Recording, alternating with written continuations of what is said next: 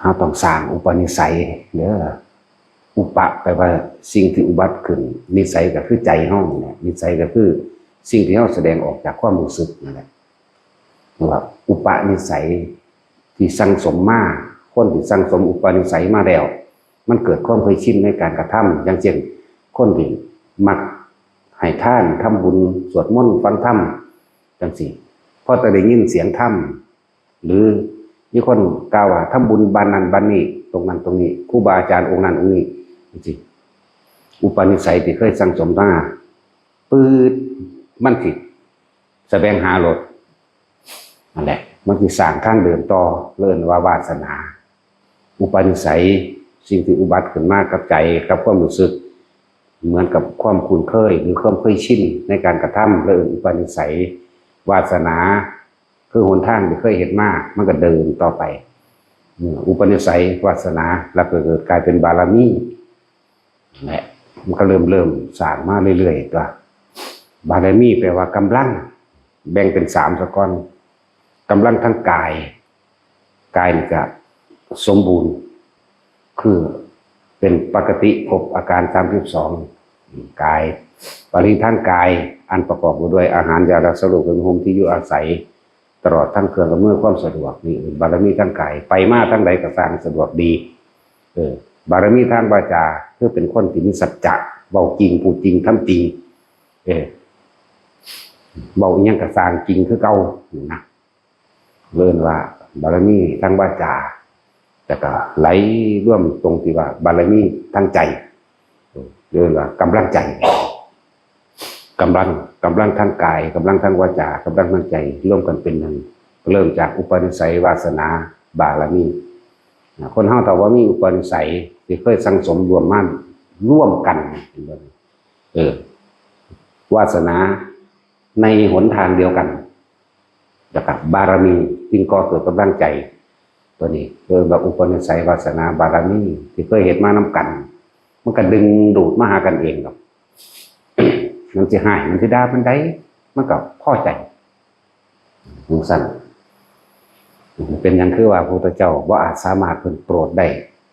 เบิดทุกคนในโลกเพราะว่าอุปนิสัยวาสนาบารมีบ่เคยสั่งสมมานำกันนั่นอยู่ต่อหน้ากระสร้างเห็นบอกเนี่ยคือพราหมณ์หรือโทษพราหมณ์ผู้ที่เห็นพระพุทธเจ้าเป็นผู้แรกที่ตรัสรู้แล้วขนาดเห็นว่าเพิ่นเดินไปสัพพันนรังสีก็ส่องประกายสว่างออกมาผิวพรรณเพิ่นก็ผ่องใสงดงามก็ถามแล้วว่าเจ้าเป็นไผผู้ใดเป็นคู่ของเจ้าผู้ใดเป็นคู่ของท่านเราบ่มีครูบ่มีอาจารย์เราตรัสรู้โดยตนเองแม่นเบิ่งหน้าจักหน่อยเลยเบะปากจักหน่อยไปหรอกทั้งสั่นหรอกเรียกว่าบ่มีอุปนิสัยวาสนาบารมีตัวนี้เลยขาด บ่มีกำลังใจเดี๋ยวว่ากำลังทางใจบ่ถึงที่จะน้อมฟังสั้นแล้วนั่นแหละขนาดเป็นผู้เห็นพระพุทธเจ้าตรัสรู้เป็นผู้แรกที่เดินทางเพิ่นสิไปหาปัญจวัคคีย์แล้วมาผ่านพราหมณ์ผู้นี้ก่อนนั่นแหละเดี๋ยวว่าบ่มีรวมกันจึงโปรดกันบ่ได้ถ้ามีมารวมกันได้ยากกันได้ก็สร้างสิขากันก็ตามโปรดกันได้คือเก่าคือองคุลิมานเห็นบ่เพิ่นสั่งสมมานำกันเท่าใดภพเท่าใดชาติบางชาติก็เกิดเป็นลูกพระพุทธเจ้าบางชาติก็เกิดเป็นหมู่พวกเป็นกษัตริย์เหมือนกันมาเกิดกลายเป็นรากสดมันนำไปเอากันหรือว่าบางชาติก็เกิดเป็นคนในศีลสำนักเดียวกันเห็นบ่เรียนจบมาแล้วจากกตักกศิลาเดียวกันเป็นหมู่พวกกันจริงๆนะนำไปเอากันแล้วนั่นละสักซื้อวางได้ดอกสันก็เลยมันหลายขนาดที่คากันอยู่นะก็ยังสามารถที่จะฟังกันได้เห็นเพียงคำว่าเราหยุดแล้วนี่กึกเข้าสู่หัวใจเลยบ่แม่นว่าย่อมกษัตริย์นี่เด้อเพิ่นก็เว้าอดีตนิทานอดีตธรรมบทต่างๆสัตว์นั้นเคยเป็นรากสดหรือว่ามนุษย์กินคนนั่นแหละลืมชื่อแล้วล่ะจังซี่แล้วแต่ยังเอากันได้เหมือนกันกับพวกที่เทวทัตกับอาชาติศัตรูรวมกันส่งไม้ขมังธนูมาบ่ 1 2 3 4 5จนถึง16คนคิดว่ามัน16สั้นเด้ผู้แรกเป็นนายขมังธนูอันเอกเลยที่1บ่พลาดแน่เราสั่งคน2คนนี่มายิงนายขมังธนูอันสุว่ายิงพระพุทธเจ้าได้แล้วให้คน2คนนี่ฆ่าพวกนี้บ่เมื่อฆ่าพวกนี้พวกคนที่2นี่ฆ่าได้แล้วคนที่4มาฆ่า2คนคนที่เพิ่มขึ้นจนถึง16คน16คนถ้าฆ่าสำเร็จแล้วให้เขามาฉลองมารับรางวัลเราสิว่างอย่าผิดเด้จังซั่นแล้วจาก1ถึง16พวกพุทธเจ้าโปรดเอาบรรลุธรรมหมดจังซั่นแล้วขนาดที่มาฆ่ากันเพราะว่าเคยสังสมมารวมกันจนว่าอุปนิสัยวาสนาอุปนิสัยสิ่งที่เคยกระทำมาแล้วมันอุบัติขึ้นเกิดกลายเป็นความเคยชินโดยนิสัยคือความเคยชินความรู้สึกที่มันรู้สึกชินกับเรื่องธรรมหรือชินกับเรื่องการสร้างบุญเรื่องการเทศศาลาเรื่องการสร้างวัดยังก็ว่าไปกันนะเรื่องอุปนิสัยชินวาสนาคือท่านเดินบารมีคือกำลังบัดแต่ว่าแยกบารมีเป็น3กำลังกายกำลังวาจาและกำลังใจเป็นร่วมตรงนั้นสั้นแล้วเป็นไงเป็นโตมันใดมันก็ย่อมกันเด้จากว่าล่ะแบบย่อมถอดยศถอดศักดิ์ศรีทั้งโลกออกมันย่อมเอื่นว่าเคยเดินทางมารวมกันมากคำว่าเดินทางคือวาสนานั่นเองสั้นถึงว่ามีบุญอันยังเหตุไปสะก้อนพวกเข้าก็ดีอย่าเพิ่งอยากบรรลุเจ้าตัณหามาขวางมั่นแปลกก็จะก็เกิดเป็น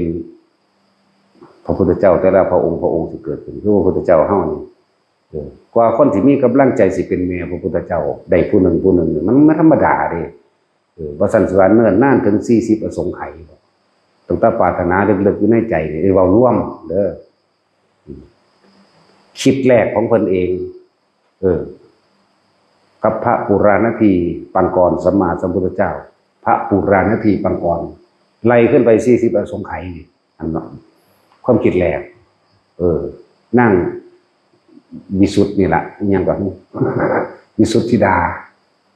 เป็นน้องพระพุทธเจ้าเด้น้องพระพุทธเจ้าองค์นั้นชื่อว่าพระปุราณทีปังกรนะแต่คนเราแม่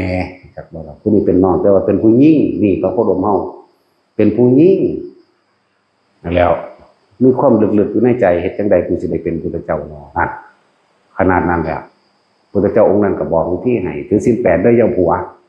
แล้วก็มีความปรารถนาให้เป็นผู้ชายเด้อเพิ่นเฮ็ดตามนั้นก็ได้เป็นผู้ชายซะก่อนแล้วก็เราผ่านทั้งช่วงระยะเวลานั้นพูนจนว่าออกปากจะมีคนมาปรารถนาว่าอยากเป็นแม่ผู้นั้นบ่ผู้นั้นสิเป็นแม่นี่มีคุณสมบัติขนาดใดผู้สิเป็นพ่อผู้นั้นผู้สิเป็นครูอีกโอ้ยพอแห้งไหลรวมลงมาลึกๆในใจ20อสงไขยเด้พวกเจ้าเอ๋ยมาออกปากอีกเท่าใด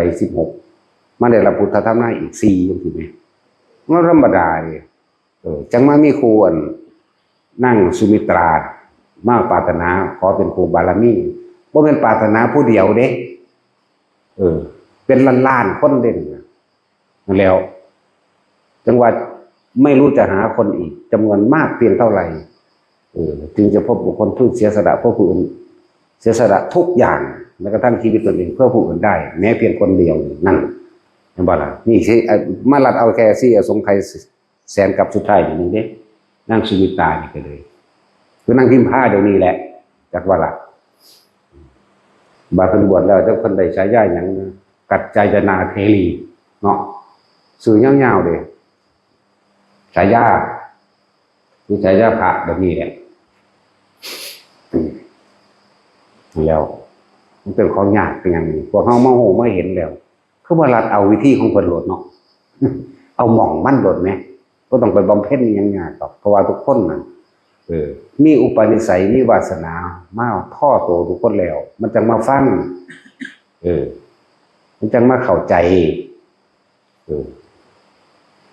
เหลือแต่กำลังใจสุดท้ายว่าสิทิ่มได้บ่นี่อยากบอกคือเคยเทียบเอาไว้พวกเจ้าอุ้มลูกน้อยอยู่นั่นแหม จะขวบหนึ่งกำลังหัดปุกปักหัดยางอยู่เนี่ยเลือกขวบ8 เดือน6 เดือนคือหลานอีบูติตุกปุกอยู่เลยไหมเนาะถ้ารถนิพพานมาพวกเจ้าจะต้องบ่คิดอย่างเด้โดดขึ้นรถนิพพานเลยเด้พวกเจ้าจึงสิไปได้ขนาดนั้นเด้ต้องนั่นแหละเรียกว่าบารมีแปลว่ากำลังใจบัดนี้กำลังตัวสุดท้ายแล้วพวกเจ้าต้องตัดสินใจโดดออกให้ได้พวกเฮาผ่านการเกิดเวียนว่ายมานานแล้วแม่นบ่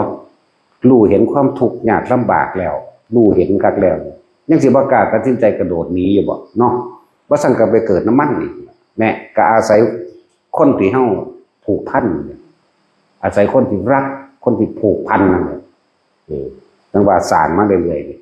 ๆคือการให้ทานจริงสละความเห็นแก่โตเด้คือแนะนำมาเรื่อยๆนั่นแหละหลายคนท่านทางท่านเห็นแก่โตเนาะถ้าเราขอโดยภาษาบาลีแปลออกมาว่าอย่าหวังผลในทานจะมีจิตบุคคลในผลในทานจะมุ่งการสังสมในความอยากได้เลยอยากเป็นนั่นแหละแน่ภาษาเฮาว่าง่ายๆพวกเจ้าท่านขอนั่นขอนี่ขอได้นั่นขอได้นี่ขอเป็นนั่นขอเป็นนี่มันบ่แม่นธรรมดาขอเป็นผัวเป็นเมียกันอีกขอเป็นลูกเป็นหลานกันอีกแม่นบ่ซั่นมันแม่นแค่นั้นเด้เบิ่งดูนี่มันขอไปใส่เห็นแก่โตบ่ล่ะก็จังซั่นตัวเพราะหยังพวกเฮาถูกคำว่าความปรารถนาสุขคิดว่าความสุขต่างๆความสมหวังต่างๆสิให้ความสมหวังแก่ตนความสมหวังหรือความสุขต่างๆสิเป็นของมั่นคงเนาะมันมีดอก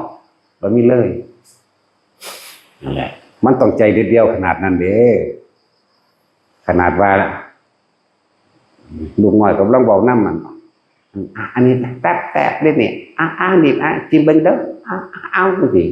รถนิพพานมาพวกเจ้าต้องโดดหนีจากมันเลยเด้จังสิไปได้รู้จักว่าล่ะอันนี้สิไปได้อยู่บ่ใจเห็นมานี่เนาะว้ายรถนิพพานมาแล้วอุ้มลูกแล่นเลยทั้งที่มันแล่นเป็นมันจะไปทั้งนั้นเด้จังถ้าเฮาบ่สังสมถ้าเฮาบ่เข้าใจการให้ทานเฮาก็ยังขออยู่เป็นการให้ทานนี่รู้จักแล้วพอการขอพอความปรารถนานี่เองเฮ็ดให้เวียนว่ายตายเกิดเฮ็ดให้ตัดความอาลัยบ่ได้แม่นบ่ตัดความอาลัยตัดความผูกพันบ่ได้มันยังปรารถนาความสุขบ่อยากพลัดพรากจากสิ่งที่รักจากบุคคลที่รักอยู่นี่แม่เนาะมันเลยขอเห็นบ่นั่นขออันดับแรกขอเพื่อให้ร่ำรวยให้อยู่ดีมีสุขก็เพื่อบุคคลที่รักนั่นแหละแม่นบ่ล่ะร่ำรวยอยู่ดีมีสุขก็อยากให้บุคคลที่รักมีชีวิตที่สุขสบายมีชีวิตที่มีอำนาจบ่เจ็บบ่ไข้บ่ป่วยพร้อมควรธรรมดาบ่มันเลยบ่เข้าใจธรรมชาติเลยบ่เข้าใจความจริงทุกคนเคยขอบ่ได้อยู่นี่ถือปัดทุกคนก็แล้วกันน่ะฮอดพวกอยู่บ้านบ่มาเพิ่นก็ถือเคยขอบัดพออยากได้ความสุขความสมหวังอยากให้บุคคลที่รักอยู่สุขสบายมีอยู่มีกินบ่เดือดบ่ร้อนแม่นบ่ล่ะอยากให้เขามีชีวิตดีฐานะอันมั่นคงแม่นบ่ล่ะก็เลยขอให้ร่ำให้รวยถูกหวยรวยเบอร์ไปขอบ่ให้เก็บบ่ให้ไข้บ่ให้ปวดบ่ให้ป่วยไปบัดเนาะเอาไปมาเลยชินในการขอว่าถ้าเป็นยังขึ้นขอโลดขอน้ำเบิดได้บัดนี่ว่ามันขอธรรมดาขอน้ำโพนขอน้ำต้นไม้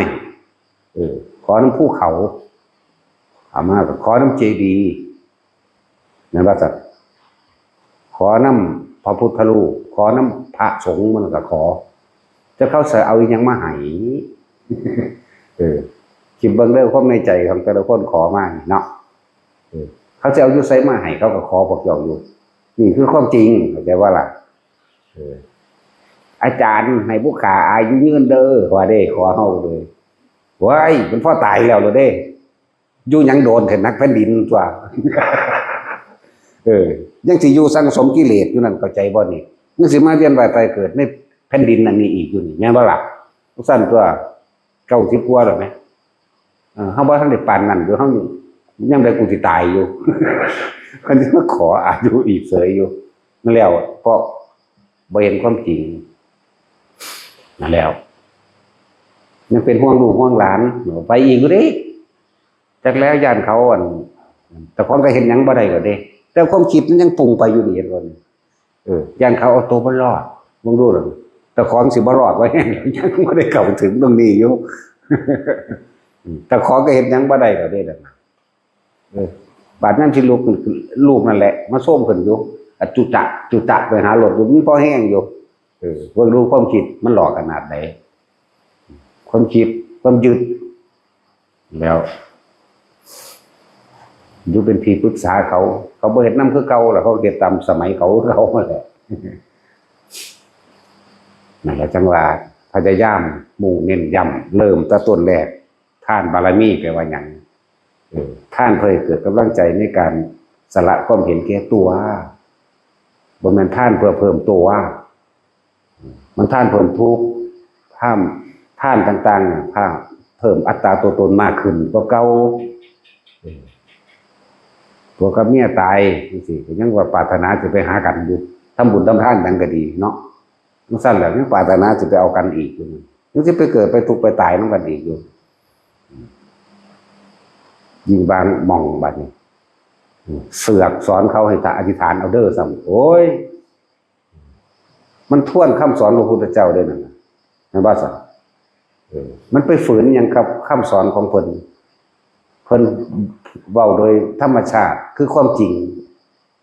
เกิดมาแล้วก็ต้องแก่ต้องเก็บแล้วก็ต้องตายต้องพัดพรากจากสิ่งที่รักอย่างนี้บ่มีสิ่งใดในโลกนี้ให้ความสมหวังกับไผได้ดอกนี่แหมมันบ่มีเลย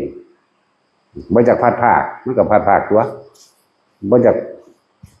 ตายมันก็ตายคือเก่าอยู่มั้ยบ่อยากป่วยมันก็ป่วยมั้ยนี่มั้ยเฮาเลยว่าเข้าถึงความจริงและท่านอย่าหวังผลในท่านอย่ามีความคิดในความอยากได้อยากเป็นเวลาท่านหยังก็ตามอย่าเห็นแก่ตัวให้มันขาดออกจากความเห็นแก่ตัวเพราะว่าความสุขนั่นแหละหลอกลวงให้พวกเฮาพากันเวียนว่ายตายเกิดอยู่นี่เพราะความสุขตัวเดียวนั่นแหละเมื่อไรที่เธอปรารถนาสุขจากเรื่องเล็กก็สร้างแม้ความทุกข์ไม่ปรารถนาก็ย่อมได้มานั่นเพราะความบรู้จากบันแล้วไว้พากันเลิกซาในการขอนั่นขอนี่ก็คิดเบิ่งดีๆบัดนี้เฮาขอมานานแล้วได้ดังที่ขอหรือยังบ่ได้เบิ่งแนวขอนะว่าท่านตายอยู่กับขอสวรรค์วิมานแล้วเป็นว่าล่ะพบได้สัตว์ใดก็มาเกิดมาพบพอกันอีกกับผู้นั้นผู้นี้เนาะนั่นแล้วจังซั่นแหละเบิ่งแนวขอว่าท่านตายอยู่ขอล่วงหน้าไปบ่ไกลล่ะแล้วตายแล้วไปพบกันในนรกมันก็สิไปอยู่บ่เนาะบ่ได้คิดท้อเจ้าของได้ว่าเจ้าของนั่นมีความโลภก็ต้องมีความโกรธแล้วก็หลงคุ้มอยู่หั่นแหละแต่คนมันมีความโลภแล้วความโกรธก็ซ่อนอยู่ในความโลภแม่นบ่ล่ะถ้ามันอยากได้แล้วมันบ่ได้ดังใจดิมันก็สูญขึ้นมามันก็โมโหนั่นแหละโลภโกรธนั่นแหละความหลงซั่นแล้วจังว่าแต่ละคนให้มองเข้ามาหาตัวเองตามความเป็นจริงเด้อทุกคนมีประสบการณ์จริงในชีวิตจริงแต่ตอนมันยอมรับความจริงเด้แต่ว่ายอมรับความจริงมันบ่ได้เห็นความจริงเลยมันเห็นแต่ความเสื่อที่ตัวเองน่ะหลอกตัวเองเห็นแต่ความเสื่อที่ตัวเองหลอกตัวเองเล่นคิดว่าสิบ่พัดพรากกันบ่เนาะมันใช่แล้วหาอยู่หากินลำบากบ่กระทบทวนตัวเองเบิ่งตัวเป็นลูกจ้างเขาเป็นลูกน้องเขาเป็นลูกจ้างห้างร้านบริษัทก็ต้องเกรงกว่าอำนาจเจ้าของบริษัทแน่นี่ทอดที่หนึ่งอันดับที่สองก็ต้องเกรงกลัวหัวหน้างานนะบ่ล่ะล่องหัวหน้างานเข้ามาอีกแล้วก็ผู้ตั้งโตเป็นใหญ่ในหน่วยงานในหมู่ทำงานรวมกันอีกพวกนั้นมันธรรมดาเด้ก็ได้อดได้ทนเด้เพราะว่าหยังเพราะว่าต้องการเงิน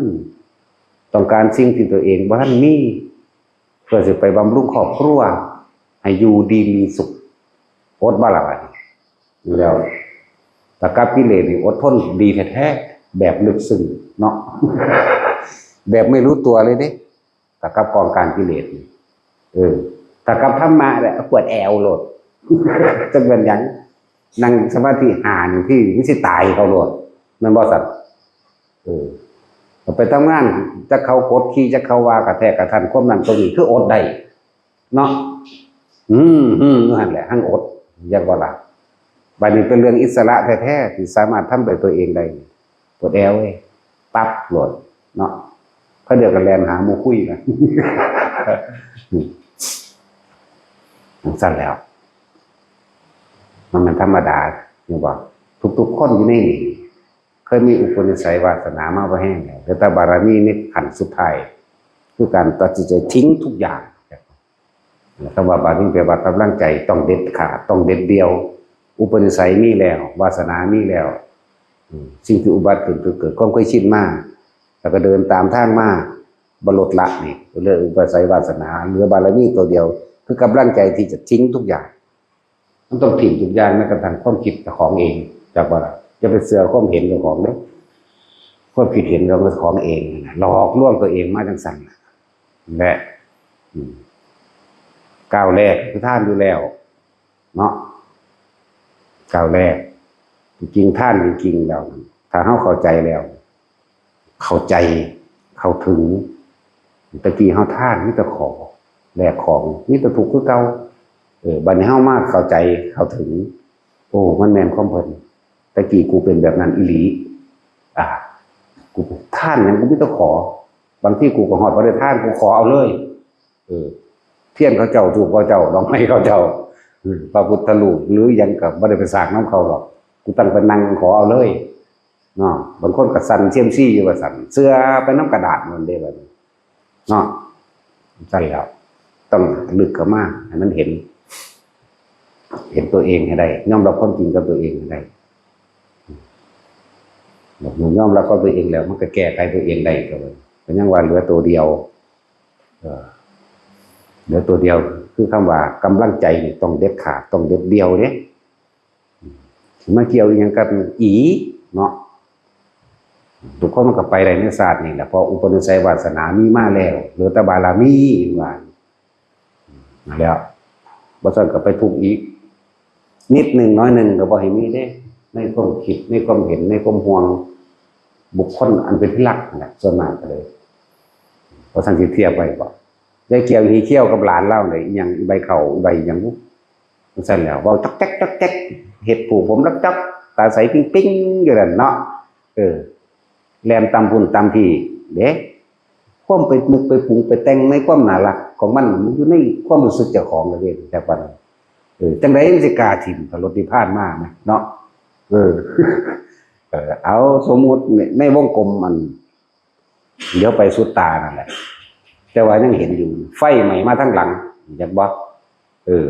เสือกับมีแลนหนีไฟเนาะจระเข้กับมีสิงโตกับมีงูมีอีกจากงูเหลือมจากงูจงอางเนาะมันหนีหุ่มก็มาเนี่ย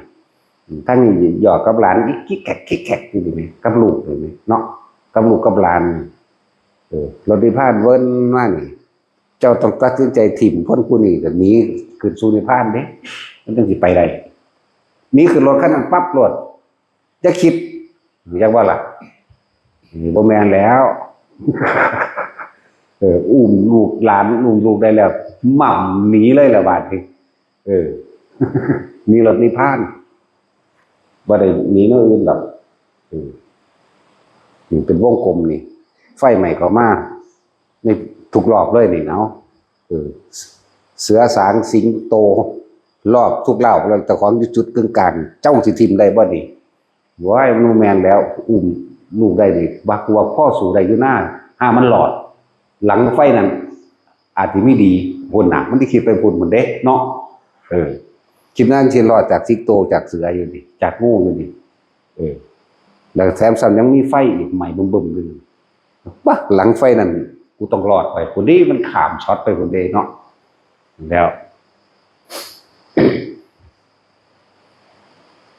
ยังอันคือลูกนี่บูดจังสิล่ะลำเบิ่ง ตุ๊กปุ๊กตุ๊กปุ๊กมาอย่างเป็นเห็ดปากน้ำมันเป็นตะสั่งอย่างนี้เด้นะมันมีภาพในใจมันหลายที่ก็รู้สึกปากนั่นขาแล้วนี่จะมั่มนั่นคือกับขั้นแขวมันเด้มากอดแล้วเอาข้างถูน้ำหนาน้ำตาน้ำแขนน้ำขามันเด้มันบ่หัวกับเป็นหยุ่มมันหัวก็เอาตีนมาถูข้างของเว้วันนี้ดมอยู่สัตว์น้ำตีนมะขามนั่นแหละเนาะว่ายรถที่พลาดมาแล้วกูยันอุ้มลูกแลนอยู่100 ล้าน% เลยล่ะบวกพร้อมบวกอีก100 ล้านเดี๋ยวกูไปบางทันล่ะกูคิดว่ากูต้องสู่สิงโตได้คนแล้วเสร็จแล้วธรรมดามันบ่แม่นของง่ายกับบ่แม่นของยากดอกถ้าค่าคิดยากทั้งนั้นแต่บ่คิดง่ายหน่วยว่าอุตลุนมื้อนี้แล้วพวกขัวกำลังตุตะเนาะทิ่มยังให้กินเบิดสวบเบิดมันก็ดีใจเด้เนาะสั่นแล้วหวยเอารุ่นฮอดผีเสื้อสมุทรนี่พอยายคอนเอาบักอามรุ่น30 ปีแล้วห้วยลูกแม่ลาอามรถที่พาดมาแล้วหนีแม่ลากมันเอาคนแล้วลากมันปิวปันหมักนนหมุนบุ๊กถ้าลูกนี้รถที่พาดธรรมดาบ่ขนาดรุ่น30แล้วก็เด้บ่ธรรมดาเด้เรื่องมันนี่เอาบ่ได้เว้าเล่นเด้ว่าจริงๆเด้อบ่แต่เฮ็ดได้นั่นแล้ว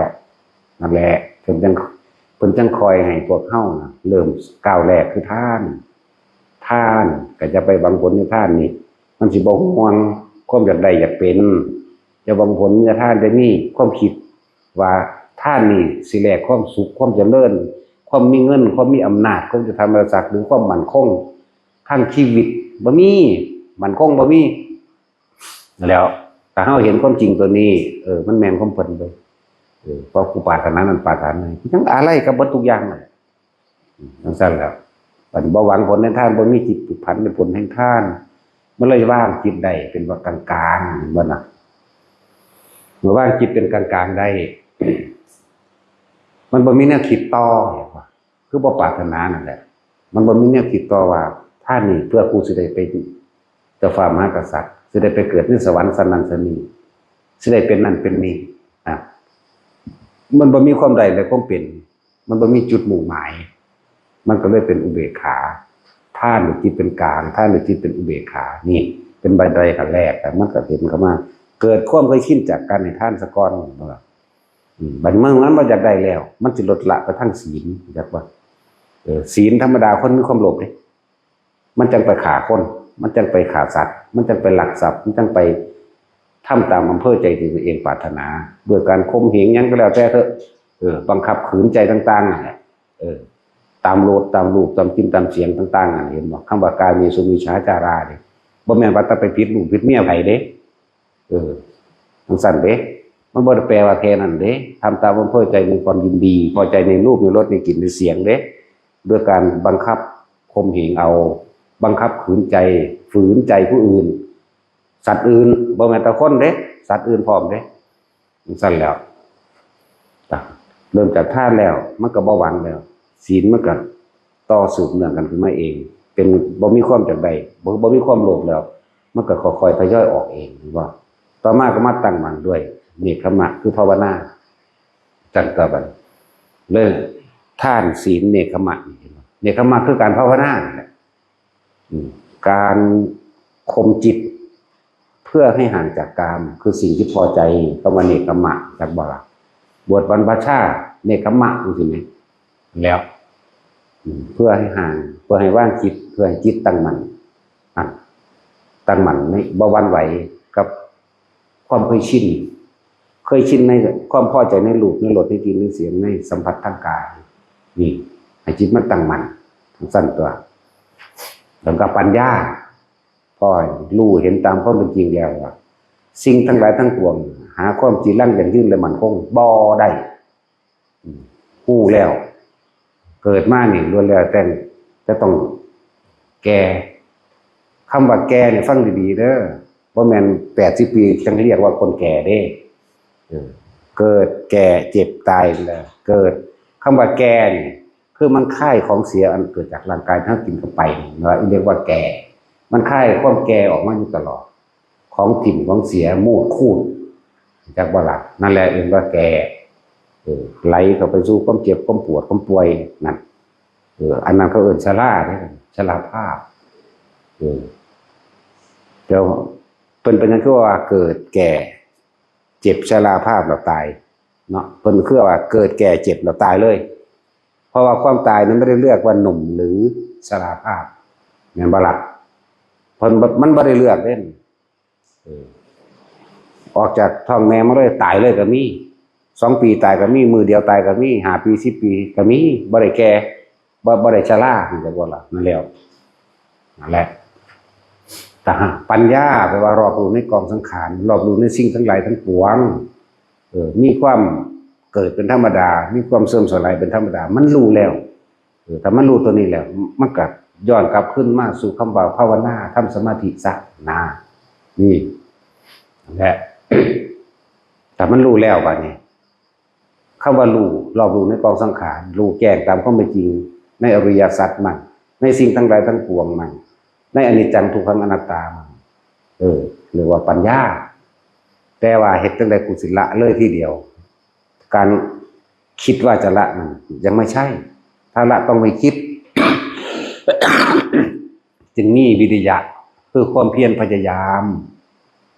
จากบละความเพียรพยายามที่จะละนั่นแหละคนเฮามันฟังเข้าใจได้ง่ายๆนี่หรอกนั่นบ่ซั่นแต่ว่าสิละแบบง่ายๆคือฟังเข้าใจนี่บ่ทันใดจากว่าจังซั่นล่ะฟังแล้วก็เกิดสัมมาทิฏฐิหมายถึงว่าเห็นตามความเป็นจริงเห็นถูกต้องตามความเป็นจริงเขาจะแปลไว้ว่าถูกต้องตามชอบธรรมมันได้แปลอีกอันนี้บ่ต้องแปลให้แล้วนี่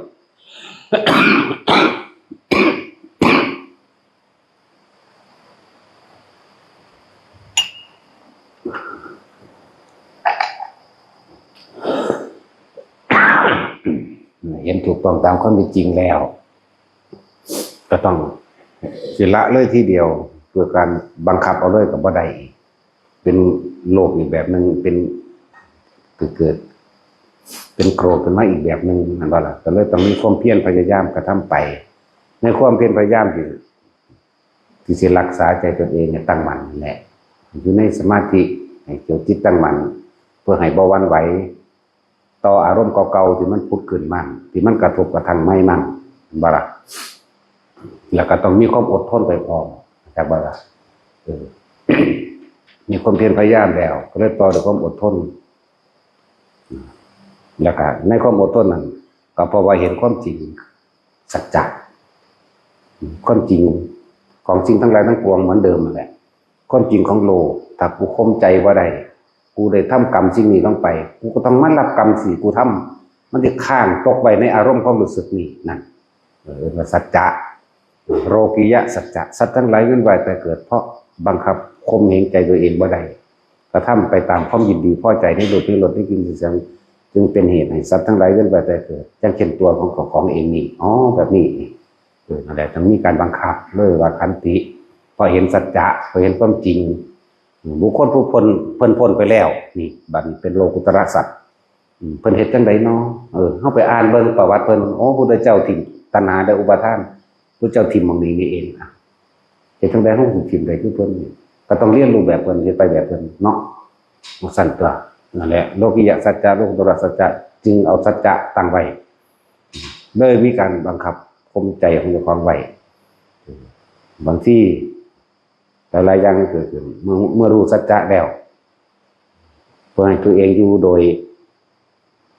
ปลอดภัยโดยมีเมตตาจากว่าสัจจะเมตตาแต่ไม่มีอธิษฐานก่อนเนี่ย สัจจะอธิษฐานะเลยตั้งใจมุ่งมั่นสู่จุดหมายที่ตัวเองปรารถนาทานศีลเนกขมะปัญญาวิริยะขันติสัจจะแล้วตั้งใจไว้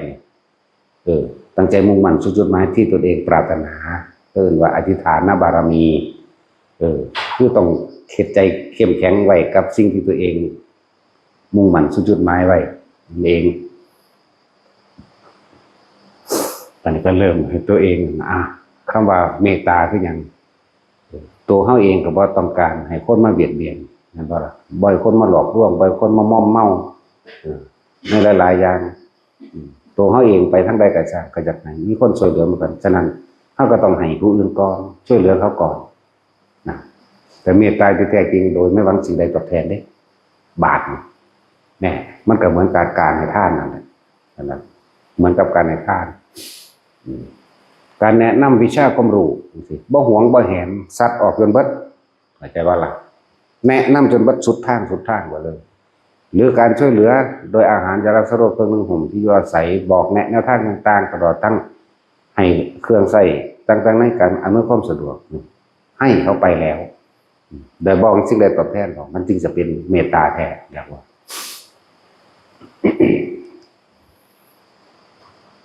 เมตตาคำว่าตาก็มาจากคำว่าอัตตานั่นแหละเมตตาก็คือใจของเจ้าของเองเด้อยากว่าล่ะถ้ารักตนเองแล้วเราก็เป็นวันจงอย่าทำร้ายผู้อื่นจงช่วยเหลือผู้อื่นเราเรียกว่าเมตตาเมตตามาจากคำว่าเมกับอัตตาเมก็คือตนนี่แหละ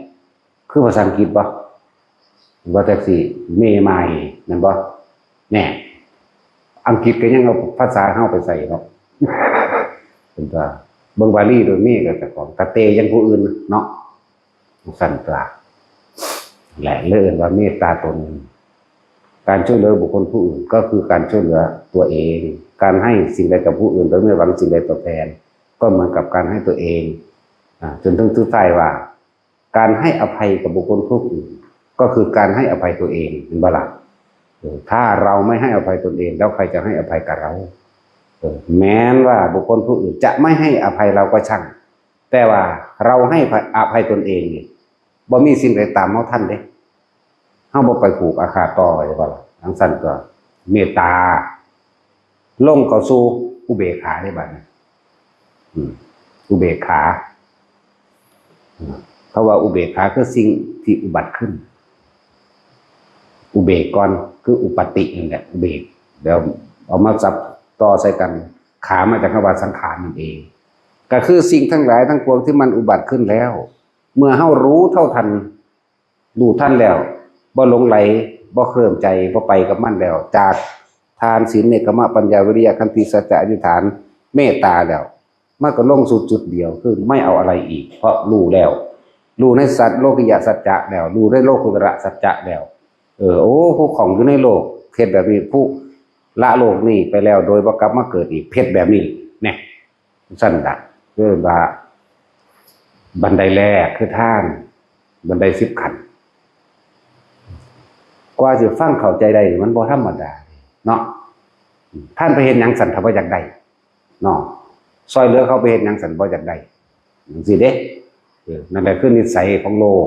อุปนิสัยของหมู่สัตว์ทั้งหลายสัตว์แปลว่าผู้ยังคล่องอยู่เด้คล่องอยู่ในความพอใจนั่นแหละสัตว์สัตว์แปลว่าจังซั่นแต่ว่าผู้ที่ยังคล่องอยู่ในอารมณ์ความรู้สึกที่พอใจแต่สัตตานั่งก็เลยที่เวียนไว้ทั้งหลายในโลกก็ดี สัตตานั่งบัดนี้เฮาฮู้จักล่ะพระพุทธเจ้าสอนหยัง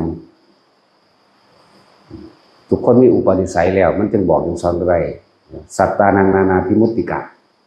สรรพสัตว์ทั้งหลายล้วนแล้วแต่มีอุปนิสัยที่เคยสังสมมาเดินทางมาแล้วถือว่าอุปนิสัยวาสนาก็เกิดเป็นบารมีที่เด็ดเดียวเด็ดขาดในการทิ้งทุกอย่างอะไรที่ว่าสัตตานังนานาธิมุตติกะพระพุทธเจ้าเฮาคนรู้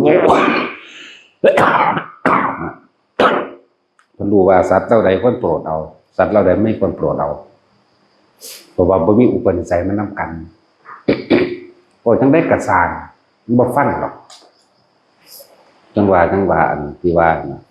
ต้องบ่ฟังสร้างแมงได้เงินกูเสือบ่เสือกระสานเด้เนาะเป็นว่าแต่สิเว้าจังได๋ก็พอใจคือเขาเด้อันแต่มันเคยเฮ็ดมานำกันครับเนาะ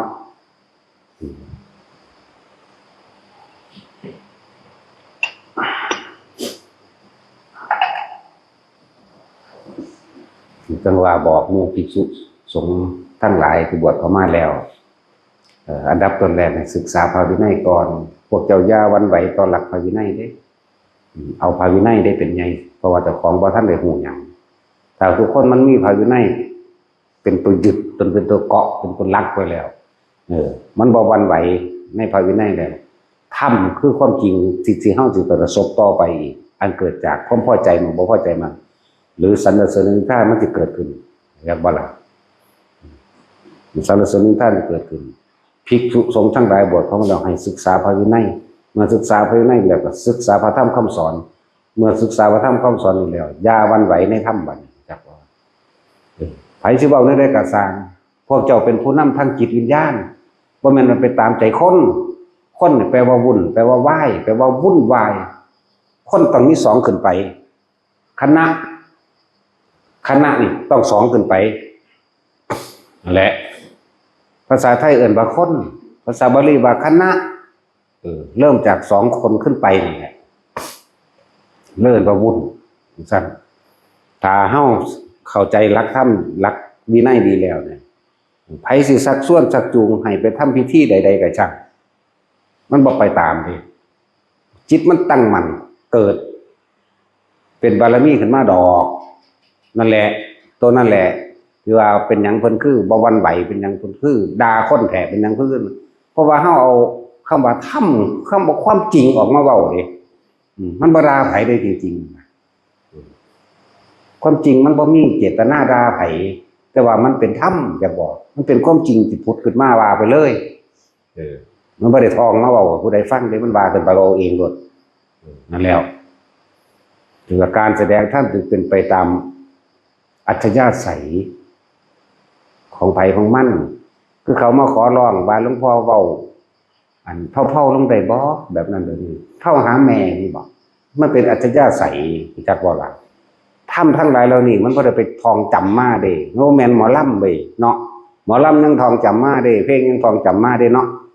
ซึ่งมันบ่ได้ท่องจำกับไผเด้นี่มันเป็นของมันขึ้นมาแล้วนั่นแหละว่าอยากให้เผาๆลงได้บ่ว่าเด้นี่แต่กูเฮ็ดแห้งขึ้นเก่าๆแล้วนี่สะอ่อนแมงบอกภาษาคนเนาะซั่นครับฟังก็ฟังบ่ฟังก็สร้างเด้บ่แม่นกูโลดเด้ซั่นก็นั่นแหละจึงว่าพระพุทธเจ้าเพิ่นมีพยานโดยสัตตานังนานาธิมุติกายานเพิ่นฮู้ว่าอุปนิสัยทางใดสิโปรดได้หรือโปรดบ่ได้นะบางพวกจังซี่เวลามาบอกว่าแทกเพิ่นสอบกลับเด้อย่าลืมเด้บ่แม่นได้ว่าเพิ่นบ่สอบกลับเพิ่นเฮ็ดให้ศูนย์ให้เก่าๆอีกก็ได้เพิ่นอย่ามองโลกสวยแล้วเพื่อว่าเพิ่นบ่ด่าเป็นจังซี่ว่าด่าโมฆะบุรุษนี่มันเลวกว่าหยังสั่นพวกเจ้าว่าแม่นบ่สั่นด่าพระนี่ด่าโมฆะบุรุษพุ่นเด้มันหยังสั่นมันบ่แม่นคนความหมายนั่นแต่สิว่าโอ๊ยบักสัตว์ก็ได้เวลาเนาะก็โมฆะบุรุษก็บ่แม่นคนแหมด่าบ่ล่ะจะไปเอาดีๆเนี่ยไปหยังจังด่าอยู่มันหยังสิบ่ด่าแต่ว่าเฮาบ่ได้ถือว่าเพิ่นด่าแบบนี้แต่เพิ่นบ่ฮักเฮาเพิ่นบ่วางสั่นดอกนั่นไปหั่นเด้นี่คือผู้มีอุปนิสัยร่วมกันจังซั่นเถอะลองเบาๆนำเบิ่งดูไปก็ดีเนาะน้อยใจเครียดเสียใจถ้าด่ามันพอใจเด้เนาะนั่นคือพวกมีอุปนิสัยเคยทำมารวมกันมันยอมสั่นแหละถึงบอกว่าพระพุทธเจ้าเฮาได้เกิดมาหลายพระองค์คักแล้วนับบ่ได้เฮาสิมาเงิดหยังภาษาจังซั่นแม่นบ่ล่ะเว้าไปตามหลักธรรมเด้เว้าไปตามสิ่งที่มันเป็นขึ้นมาโลดเฮาบ่ได้ไปหลักจำของผู้ใดมาแหมเฮาเป็นเอาเองก็ว่าไปตามที่มันเป็นเนาะสั่นแล้วบอกให้ฟังได้บ่ได้เว้าให้เชื่อนี่เว้าประจำพูดให้ฟังมันได้พูดให้เชื่อแล้วถ้าฟังแล้วกูบ่เชื่อก็ไปทดลองเอาหั่นตัวเนาะถ้ามันฮู้มันเห็นแล้วเชื่อบ่เชื่อก็สร้างแล้วเรื่องของเจ้านะเป็นความจริงของเจ้าเองเจ้าสิยึดหรือเจ้าสิปล่อยก็เรื่องของเจ้าเด้นี่ต่างหากนั่นแหละต้องฟังบ่ได้เว้าให้เชื่อหลักการเพิ่นก็บอกคืออย่าเชื่อแม่นบ่ซั่นพ ราะการได้ยินได้ฟังสืบต่อกันมาอย่าเชื่อเพราะเคยถือทำประเพณีกันมาอย่าเชื่อเพราะบุคคลผู้นั้นสมควรเชื่อทั้งสั้นแหละอย่าเชื่อเพราะการใส่เหตุผลตันกะแห่งตนอีกพวกนั้นมันธรรมดาเลยบ่ได้เสื่อหอดจากความคิดเจ้าของนอกบัดสุดท้ายเนี่ยนะอย่าเชื่อแม้ว่าเราตถาคตเป็นครูของเธอสุดยอดบ่บัดนี้คนเด้เราเบิ่งเด้อถ้ามึงบ่เชื่อกูว่ะเนาะเราเบิ่งถ้ามึงบ่เชื่อกูก็ดีย่านแต่เขาบ่เคารพนับถือเนาะถือมันหนักหามหยังนั่นแหละทุกคนก็เอาไปพิสูจน์ตัวเองเท่านี้อันที่เว้าออกไปกูบ่เชื่อเว้ยคือน้อมเขามาใส่กูเองเบิ่งกันหน้าเนี่ยก็ว่าไปตัวเนาะจริงหรือบ่จริงก็สร้างเจ้าแล้วในประสบการณ์ชีวิตจริงของพวกเจ้าท่านเราขอคือเพิ่นว่าบ่นอนนี่ก็ค่อยแม่นอีหลีแต่ว่ากูบ่เชื่อก็สร้างแล้วเนาะแต่ของเฮ็ดมาจังสั่นจริงๆนะก็สร้างเด้นั่นน่ะจักว่าก็สร้างนั่นแต่ช่างมันอยากจะสร้างไปว่าจังสั่นฉันไม่แคร์พอเอาไปพิสูจน์เอาเองหมู่เราภิกษุสามเณรทั้งหลายบอกเข้ามาแล้วควรศึกษาพระวินัยเป็นอันดับต้นอย่าเพิ่งเว้าเรื่องธรรมะอย่าเพิ่งแลมสอนคนมันสิปวงมันสิเป็นไปทำไมบางคนท่านบวชสั่นแลมสอนเข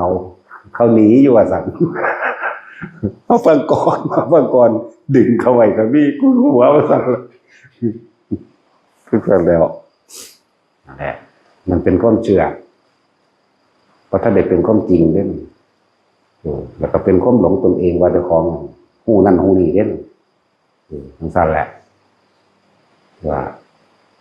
เขาจะเป็นตัวของตัวเองได้ต้องอาศัยศาสดาคือพระวินัยเด้อถ้าทำได้วินัยนี่แหละแทนเราตถาคตก็ต้องอาศัยตัวนี้ยั่งอยู่ตัวเดียวนี่ไผสิเคารพนับถือบ่เคารพนับถือกับฉันมันจะก่อเกิดเป็นบารมีของพวกเจ้าขึ้นมาเองดอกพวกเจ้าสิตั้งมั่นกับหลักธรรมบ่หวั่นไหวเลยพลังงานตัวนี้จิตตั้งมั่นตัวเองสงบเด้อยากว่าพลังงานในความสงบของตนเองเกิดกายแพร่ท่านออกไปเองดอกเทวดาอินทมเขาเห็นเขามาดอกก็ต้องไปเอิ้นไปขอกับเขาดอกไม่ว่าล่ะทั้งสั้นแล้วมันเป็นหยังคือบ่มีคนเข้าหาทั้งสั้นทั้งสี่ก็มันบ่มีความตั้งมั่น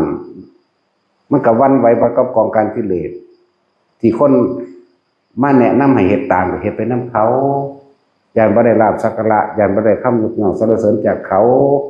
ย่านบ่ได้ยศถาบรรดาศักดิ์นำเขาพวกเจ้าออกจากหลักธรรมหลักวินัยแล้วแม่นว่าล่ะบัดอันนี้จึงบอกว่าผู้ใดไปอยู่ไสก็สร้างบ่ต้องไปย่านว่าสิบ่ได้กินข้าวหรอกถ้าพวกเจ้ามีจิตตั้งมั่นแล้วบ่หวั่นไหวแล้วในหลักธรรมหลักวินัยแล้วมันสิมีมาเองโดยบ่ต้องไปขอบ่ต้องไปอ้อนร้อนขอร้องเองกับไผหรอกพี่มันเกิดอยู่ในใจของเฮาเองเฮาสงบนิ่งสงบเย็นไปในเฮาเองพอได้เว้าหยังเฮาก็บ่หวั่นไหวเว้านำแต่ว่าก็เว้าไปในทางที่ทำให้เกิดความเข้าใจตามความเป็นจริงเด้บ่ล่ะเว้าก็เว้านำอยู่เว้าพยายามที่ปรับความเห็นจากความเชื่อกลายเป็นความจริงให้ได้พี่ได้เว้าก็เลยเปิ้นเว้านำว่าสิคอยตามเขาปีนี้พระมี2องค์นึงเฮ็ดจังได๋เฮาสิได้กฐินไปนิมนต์วัดอื่นเนาะว่าเด้แม่นว่าล่ะจังซั่นตัวมันวันไหวไปหรอกย่านบ่ได้เงินย่านหลายๆอย่างนั่นแหละหรือหาเงินเข้าวัดว่าเด้อ้างว่าหาเงินเข้าวัดเฮ็ดนั่นเฮ็ดนี่เนาะเฮาว่าแม่นว่าซั่นหลายอย่างปลุกเสกเลขยันแน่สินน้ำมูกน้ำมนต์น้ำมันแน่ดูดวงแน่นั่นอ้างเด้คนจังซั่นคิดว่าสิบรรลุหยังอยู่บ่แม่นว่าซั่นแต่สมาธิเฮ็ดให้จิตตั้งมั่นตนเองก็ยังตั้งบ่ได้อยู่ยังวันไหวไปตามกองการกิเลสยังแล่นไปตามตัณหาอุปาทานทั้งของตนทั้งของคนอื่นนั่นแหละแล้วก็ร่วมกันนั่นแหละแต่ของคนอื่นมันมีปัญหาดอกตนต่างหากอยู่เด้บ่ต้องไปโทษผู้อื่นดอกโทษเจ้าของหั่นเจ้าของบ่นักแน่นบ่มั่นคงเองไปข้างหน้าคือเข้าไปทุดงนี่ 100 กิโลกว่าๆที่เข้าไปอยู่ในกลางป่าคิดจะบอกว่าสิมีผู้ใดมาใส่บาตรให้กินเลยทำความเพียรภาวนาของตนเองจึงสั่นตื่นเช้ามาแจ้งเห็นได้เมื่อกับพ่ายบาตรไปบิณฑบาตไผสิไปใส่100 กิโลพุ่นน่ะในป่าในคูในเขานี่ก็ไปของมันจังสั่นมื้อ1มื้อ2มื้อ3ก็เว้นว่าจะได้หยังก็ไปอยากบ่นั่นก็คือหลักธรรมและหลักวินัยอยู่ในหันบิณฑบาตเป็นวัดมื้อที่หามาบ่ได้อึดคนใส่เด้ล่ะแน่ก็คือชาวบ้านนี่แหละมาเฮาก็บ่ได้สงสัยว่าคือหยังก็ว่าชาวบ้านก็เป็นธรรมดาซั่นแหละบาดออกมาแล้วมาคิดมาภายหลังไผสิไปใส่อยู่หันแต่ว่าแต่งตัวแบบชาวบ้านนี่ได้ล่ะธรรมดาเขาก็คือแซ่บแท้จริงๆนี่เอาแซ่บเพราะว่าแซ่บเพื่อมันสั่นแล้วแหละแต่เฮาบ่หวั่นไหวในหลักธรรมหลักวินัยแล้วบ่ตายดอกถ้าหวั่นไหวแล้วมันจะตายเด้บางคนก็ภาวนาจิตตั้งมั่นดีอยู่เกิดเห็นนิมิตนั่นนี่เชื่อไปตามนิมิตเว้าไปตามนิมิตกระทำตามต่างๆที่สิ่งทั้งหลายที่มาตรวจสอบทดลองตัวเองไปเห็นพระพุทธรูปท่องเห็นอีหยังที่เป็นเครื่องประดับประดาอยากได้เด้เสือกตายก็เล่นสิบอกให้นั่นแล้วจะเสือแนวนั้นหลอกล้อนตัวเองแล่นตกภูเขาตายเองก็มีนะตกเหวตายเองก็มีนั่นแหละตัวผีหักข้อว่าเนาะก็จะคล้องกับขาจะคล้องความโลภจะคล้องขาจะคล้องอย่าลืมจะไปโทษผู้อื่นจะไปโทษผีจะไปโทษเจ้าที่เจ้าทางโทษเจ้าของแต่ของมาเกิดเองแท้ๆเนาะจะไปโทษว่าทำนั่นทำนี่มีนั่นมีนี่ผู้เขาดันต้นไม้นี่เจ้าของเหตุมันมีมันก็มีทั้งตัวแต่เจ้าของคิดว่าเพราะมีมันจะมีอย่างเดียวนี่เนาะแม้มันสิโคโมต่อหน้าต่อตาย่างออกมาจากเงาไม้กกไม้แท้ๆย่างพามันโลดก็สิเป็นหยังแต่มันคนรีมันก็ต่ำทั้งตัวเนาะอันนี้มันจะต่ำหยังก็ว้าวไปโลดเนาะตัดสินตะคิดซื้อกันแลนแล้วได้นั่นเพราะถ้าโดยใส่แต่ในยุคการคนหลายๆก็ยังญาติได้นั่นธรรมดาสิไปบอกเลยอย่างผีมันมีได้ความคิดเจ้าของมันวาดภาพไปเปื่อยไปแล้วว่าสั่นแม่นาคพาขนมไปบ่แห้งแล้วเดี๋ยวมือจับเอาบักหน้าอยู่ญาติแล้วธรรมดาบ่ยังมาเจอตะเคียนทองอีกเนาะนั่งตะเคียนทองอีกธรรมดาบ่จื่อได้ดีๆเรียกจังสั่นมาแล้วเรียกว่าหมู่ภิกษุสงฆ์ทั้งหลายบวชเข้ามาแล้วคนที่พ้นก่อนหมู่คือเฮานี่เด้บ่แม่นผู้อื่นเด้ก็สิไหลไปนำเขาเฮ็ดหยังนี่จังบอกว่าเฮาเอาธรรมเป็นไงตั้งมั่นอยู่กับธรรมคือความจริงได้บ่ได้สนใจไผว่าไผสิมาว่าจังได๋บวชเฮาก็บวชด้วยความรู้สึกนึกคิดของเฮาเองแน่เฮาบ่ได้บวชนำผู้อื่นเด้เฮาบวชนำพระธรรมพระวินัยนี่เด้มันแม่นศาสดาแม่นบ่ล่ะแล้วสิไปอ่อนแอหยังกับผู้ใดที่มาอยู่ในนี่ก็เลยแม่นบ่ล่ะแต่ของก็บวชก็ยังบวชมาเองนำตัวเองมาบวชบ่แห้งแล้วก็ศึกษาตนเองประสบการณ์ตนเองก็ว่าไปหั่นตัวผู้นั้นผู้นี้มาว่าก็เป็นเรื่องของเขาว่าบ่แม่นเรื่องของเฮาเขาว่าดีกันคือเขาพอใจเขาก็ว่าดีคนผู้เดียวนั่นแหละถ้าเฮ็ดบ่มันพอใจมันดูมันบ่ถูกใจมันแบบบ่ดีโลดบ่ต้องเอาผู้อื่น2คนก็ได้เอาคนผู้เดียวนั่นก็เลยเฮ็ดถูกใจมันที่จริงเฮาบ่ได้เฮ็ดถูกใจมันเฮาก็เฮ็ดไปแต่เฮาแต่มันพอใจว่าจังสั่นตามที่มันยึดดีกันโอ้ยบ่ควรเลยบ่ดีดอกแน่ก็คนผู้เดียวนั่นแหละสิไปว่าหยังกับคนหลายคนเพราะทุกสิ่งทุกอย่างบ่ได้เกิดขึ้นจากคนหลายคนเกิดขึ้นจากเจ้าของเองจากบ่ล่ะเจ้าของเองเด้อนั่นแหละว่าเตือนหมู่ภิกษุสงฆ์ทั้งหลายพวกเจ้าเฮ็ดตามพระวินัยโลดบรรลุเบิดบ่หาแต่ว่าอยากบรรลุหยังเลยเฮ็ดไปตามนั่นแหละคนบ่มีความอยากด้วยนั่นน่ะคนบ่มีความโลภด้วยนั่นน่ะมันจะเฮ็ดได้เนาะจังซั่นตัว จะไปวันไหวยังกับเขาสักส่วนสักจูงให้เฮ็ดนั่นเฮ็ดนี่ให้บอกหวยให้ผูกแขนให้สิทธิ์น้ำมนต์ให้ดูดวงบ่ให้ยังก็บ่รู้ล่ะหลายอย่างบ่ได้สนดอกนี่อยู่แต่เจ้าของโลดบ่ต้องย้านว่าสิบ่ได้กินข้าวถ้าบ่คนเฮาถ้ามันบ่อยากมันทางใดจักว่าจักสิเอาไปหยังเด้อล่ะบ่อยากละทางใดทำเพื่อปล่อยทำเพื่อวางนั่นแหละทางมาหลายทำเพื่อให้ได้มาเนี่ยบ่มาที่แต่ที่อื่นว่าความสงบแสงแห่งบุญหรือแสงแห่งความสงบหรืออนุภาพแห่งศีลกลิ่นของศีลยังกระจางร่วมลงแล้วที่ความสงบเปลี่ยนตัวเองมันแผ่กระจายออกแต่จะว่าโลกทั้งโลกทิพย์นี่เขาอาศัยแสงสว่างที่อันเกิดขึ้นจากจิตของผู้นั้นจากวันยิ่งสงบเท่าไรยิ่งสว่างมากเท่านั้นจากว่านั่นแล้วเขามาเอาเองดอกเขาซอยได้ปะได้แต่ว่าเป็นยังคือสอนว่าบอกให้ไปคงไปขอว่าขอเขาก็จะได้บุญน้ำด้วยแหละเขาจะมาซอย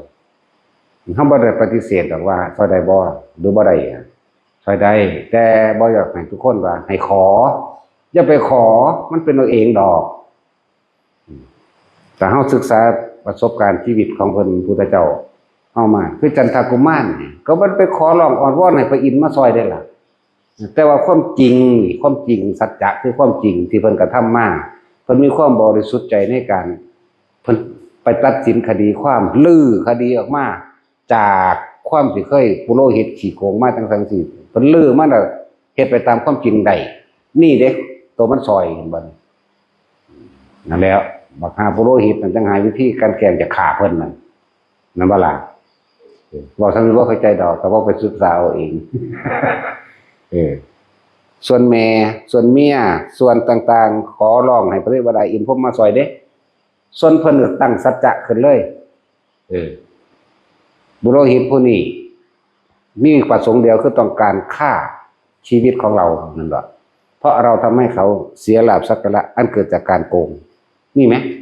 เพิ่นบอกตัวนี้ออกมาถ้าจะฆ่าผู้อื่นเราไม่เห็นด้วยเพราะจุดหมายของท่านต้องการฆ่าเราเพียงคนเดียวจงฆ่าเราเสียแน่แล้วไว้ชีวิตผู้อื่นนี่ไหมพระอินทร์ก็อยู่บ่ได้ตัวห่อนก้นตัวบัดนี้โหคนดีนั่นเห็นบ่ล่ะมาเอาเองบ่ได้ไปเอิ้นมาซอยข่อยแน่เด้นั่นแล้วมาเอาเองแปลงร่างถึงเป็นยักษ์ไงถือกระบองไฟสิทุบตีลงน่ะเฮ็ดให้ปุโรหิตขี้โกงบักห่านั่นรับสารภาพว่าเป็นความจริงแบบนี้แน่ทั้งสั่นตัวขนาดนั้นยังให้อภัยเขาเด้อย่าประหารเขาว่าสั่น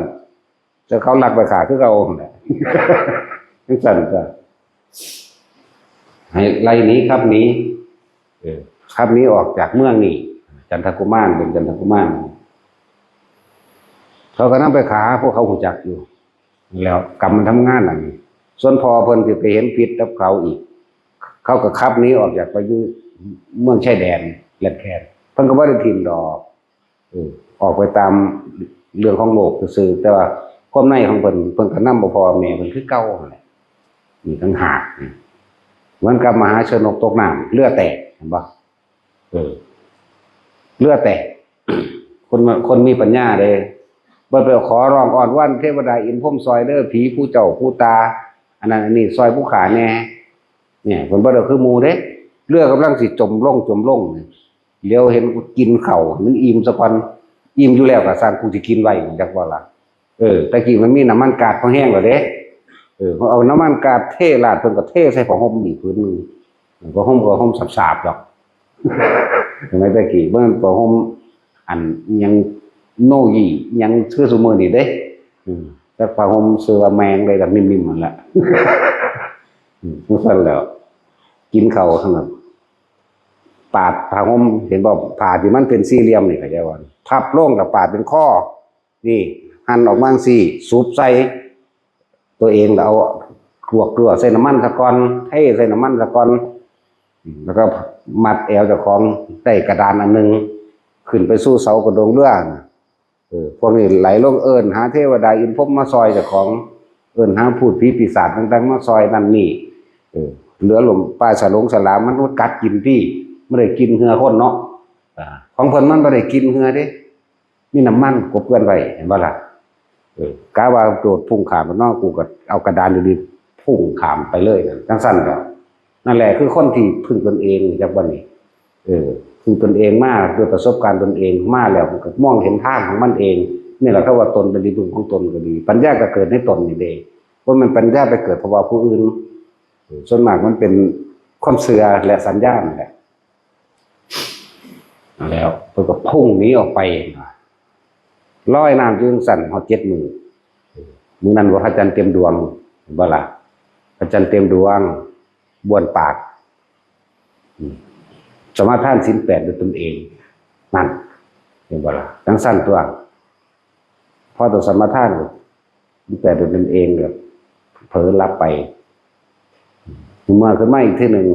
นั่งอันยักษินีนั่นแหละเรียกว่าเทวดาแถวนั้นแหละลุกขะเทวดาแถวนั้นแหละมาเบิ่งก็เห็นว่าบุรุษอันใดน้อมมาโง่เขลาบอกปัญญาแท้นั้นท่านสิลอยไปเพียงใดไกลช่างแต่สุดท้ายท่านก็ตายโดยที่ไม่ได้เห็นฝั่งด่าเห็นบ่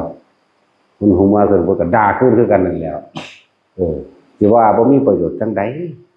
อย่างน้อยในความเพียรของบุรุษทั้งหลายของมนุษย์ทั้งหลายอย่างนั้นก็ต้องเห็นเจ้าเห็นบ่ด่าเด้แต่ว่าเฮาเอาอีหาอีปัญญาอ่อนเลยเดี๋ยวมึงหนีมาจากนี้มึงสิมาบอกก่อกวนอีหยังแน่แม้นความเพียรในวันนี้จะไม่ถึงจุดหมายแต่แม้นความเพียรในพรุ่งนี้อาจมีจุดหมายเนี่ยเห็นบ่เพิ่นบ่ทิ้งความเพียรเหมือนกันกับชาตินี้เฮาบ่ถึงชาติหน้าเฮาถ้าเฮาบ่เริ่มต้นให้มันเป็นอุปนิสัยในชาตินี้สิไปเริ่มยามใดเนาะนั่นแหละบุรุษผู้มีความเพียรอยู่แล้วอย่าคิดว่าไม่มีประโยชน์อย่างน้อยก็เป็นจุดเริ่มต้นแห่งตนเองเพื่อในวันข้างหน้าคือจังเฮาโอ้ยดำหน้ามือเดียวก็บ่แล้วบ่ทงดอกมันก็ยังดำมือนี้แล้วก็ไปดำมืออื่นอยู่เนาะสั่นตัวเรียนหนังสือมือเดียวก็บ่ได้จบปริญญาดอกก็ยังค่อยๆเรียนไปแต่บ่เริ่มต้นเรียนเดี๋ยวยามใดไปเรียนก็เริ่มมันว่าซั่นอันนี้ก็เหมือนกันนั่นแหละคือพวกเฮามาเฮ็ดอีกเดี๋ยวนี้มันหลายศาสตร์ครับเดี๋ยวนี้ที่เฮ็ดมานี่มันยังต่างๆห่วงคนนั้นห่วงนี่เดี๋ยวมันถิ่มบ่ได้อยู่เดี๋ยวนี้นี่แล้วให้มันเป็นบารมีอันสูงสุดนั่นเลยเนาะนั่นแหละมันบ่ได้ไปเอิ้นผู้ใดมาซอยเด้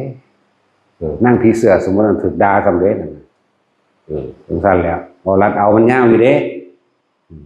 เพิ่นสิไปแก้แค้นได้จักบ่เพิ่นหนีมาจากเมืองทีมิลาพ่อเพิ่นถูกฆ่า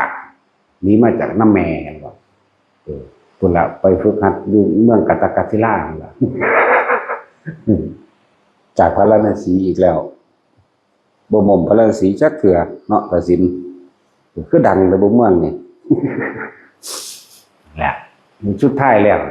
เพิ่นบอกว่าบุรุษผู้มีความเพียรแม้นว่าจะไม่สำเร็จในวันนี้ก็เป็นเหตุเป็นปัจจัยให้ต่อในวันพรุ่งนี้ก็หมายเพิ่นแล้วอีนั่งผีเสื้อสมมุติสุดท้ายก็อุ้มเอาอยู่ได้ล่ะพูนอุ้มไปถิ่มไปเมืองทีมิลาเอาไว้ใต้ห่มบกจังหวัดห่มบกได้ไว้อยู่ก่อนห่มบกมีหินโขดพอดีนอนง่ายๆนั่นแหละห่มก็บ่นี้จากหันเพราะมันเป็นห่มใหญ่มันถึกจังซั่นแล้วพอดีพระราชาเมืองนั้นตายก็ผู้ฆ่าพ่อเพิ่นนั่นแหละก็ได้ลูกสาวไว้ผู้หนึงนั่นจังซั่นแล้วก็นั่งพิมพ์ผ้าล่ะแต่ว่าลูกสาวก็เลยจังซั่นแหละพระราชาผู้ตายก็เทวทัตคักๆล่ะรู้จักว่าล่ะก็สิเว้าเรื่องเกี่ยวกันมาแล้วก็ดีแล้วมักๆดอกก็บ่มีทานหูสั้นทั้งร้องก็อยากให้เว้าตะต้นเด้เนาะเป็นว่าตัดสินลงตัดสินนั่นแหละตั้งแต่ซากลากมันแม่นว่าอยากเว้าอยากให้ฟังนั่นแล้วแหละถ้าเฮาบ่มีความเพียรในวันนี้แล้วพรุ่งนี้จะเอาความเพียรมาจากไหนเพราะว่าเฮาทำความเพียรเอาไว้ก็เป็นอุปนิสัยเมื่อมันอุปนิสัยอุบัติเกิดขึ้นแล้ววาสนาคือข้างต้องเดินตามไปอีกเมื่ออุปนิสัยวาสนาก็เกิดเป็นบารมีเป็นกำลังใจอันเด็ดเดียวอัน เด็ดขาดได้ตัวค่อยๆเฮ็ดไปบ่ต้องเฮ็ดแห้งดอกที่จริงน่ะก็สิพูดถึงว่าตอนนี้ทุกคนได้ทั้งนั้นเด้แต่สิเด็ดเดียวเด็ดขาดหรือมีความเพียรต่อเนื่องบ่สันตติแปลว่าสืบต่อเนื่องมีความเพียรต่อเนื่องบ่นะเมื่อความเพียรต่อเนื่องแล้วมันก็เกิดเป็นความตั้งมั่นตัวนั่นก็ล่ะแล้วเฮาพยายามละความคิดเห็นต่างๆถึงบุคคลที่รักมั่งถึงบุคคลที่เกลียดมั่งสัตว์มั่งสิ่งของทรัพย์สมบัติพัสถานและเรื่องราวต่างๆมั่งการบ่นำเรื่องราวต่างๆเขามาคิดนั่นแหละเอิ้นว่าการตัดกรรมเก่าเลยจากว่าล่ะผู้ใดอยากละกรรมเก่าได้หรือว่าตัดกรรมเก่าได้ก็คือจะนำเรื่องเก่าๆมาคิดตัวพยายามนี่แหละเพียรมาพยายามเลยพยายามสติคือการระลึกนึกถึงตึกตรองเข้ามาอยู่กับลมหายใจเรื่องราวต่างๆในอดีตมันบ่นำมาคิดแล้วอนาคตก็เกิดบ่ได้หรือว่าอยู่ในปัจจุบันได้แล้วโลกมันสอนให้จำคือให้นึกถึงเรื่องนั้นเรื่องนี้ก็เกิดก็อารมณ์สร้างคนนั้นสร้างคนนี้ตัวว่าเนาะแต่ว่าท่านเพิ่นสอนให้ลืมแต่จะอยู่เหนือสิ่งทั้งหลายทั้งปวงทำคือสิ่งทั้งหลายทั้งปวงจากนี้ออกจากมันได้พยายามในลมหายใจนั่นแหละพยายามในลมหายใจตนเองมันก็คอยลืมมันว่าล่ะจากคนประสาทมากๆก็เป็นประสาทน้อยลงตัวแล้วก็คอยเข้ามาเรียกว่าเป็นหยังคือสอนให้แต่ละคนรู้จักคำว่าทรงฌานเจริญฌานด้วยอานาปานสติล่มตัดได้ทุกอย่างจักว่าคำว่าล่มตัดได้ทุกอย่างบ่แม่นพวกเจ้าคิดเอาเด้พวกเจ้าต้องอยู่กับลมแน่นิ่งเป็นอันหนึ่งได้จริงๆโดยความรู้สึกของพวกเจ้าจริงๆมีแต่ลมแน่ลืมเบิดล่ะอดีตนั่นแม่นว่าละวันอนาคตก็เกิดบ่ได้ตัวมันลืมเบิดล่ะเพราะว่ามันอยู่กับลมนั่นแล้วรู้เขาเกิดความเคยชินหรือชำนาญแน่มันก็เกิดเป็นญาณหมายถึงว่ารู้ท่านเจ้าของนี่แหละญาณะแปลว่ารู้นี่แหละรู้ความคิดเจ้าของตนมึงจะไปแล้วเนาะดึงมามึงไปแล้วดึงมาเรื่อยเอาไปมาปล่อยมึงไปโลดเตือกูอยู่กับลมได้เท่านี้ได้บัดนี่ทำไปเถอะอย่ามาบอกยอดมันคือเพิ่นเว้าว่าอยู่กับลมได้ทั้งที่เห็นความผิดเฮ็ดไปซะก่อนพวกเจ้าไปให้มันได้ถึงของจริงแล้วพวกเจ้าสิเชื่อรู้เชื่อกระซังแล้วมันถึงแล้วเนาะเพราะว่าเฮาบ่ได้เว้าไผเชื่อเด้พวกเจ้าก็ไปพิสูจน์ตนเองว่าใจว่าล่ะเอาสมาทาน